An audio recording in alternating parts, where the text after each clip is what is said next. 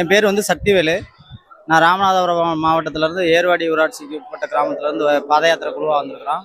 எங்கள் குழுவில் வந்து ஒரு 120 மெம்பரோட காவடி, பால்குடம், வேலு, வேல் பூசை நடத்தி கால்நடையாக வந்து ஒரு 4 நாள் பயணமாக வந்து நாங்கள் வருஷம் வருஷம் வந்து திருச்செந்தூரில் வந்து நேர்த்திக்கடன் செலுத்துறதுக்காக வந்து ஒரு வழக்கத்தை வச்சுருக்குறோம்.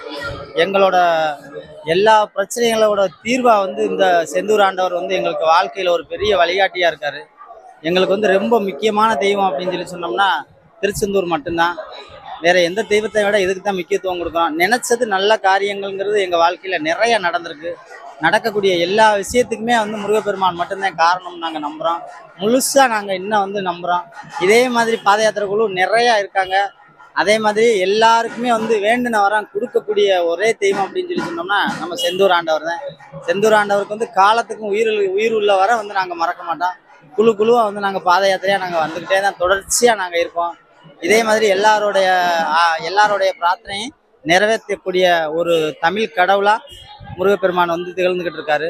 அதுலேயும் செந்தூர் முருகன் வந்து ரொம்ப சிறப்பான முருகன் சொல்லி நாங்கள் இன்னைக்கு இல்லை என்னைக்குமே சொல்கிறோம். செந்தூர் முருகனுக்கு அரோகரா, வேல் முருகனுக்கு அரோகரா.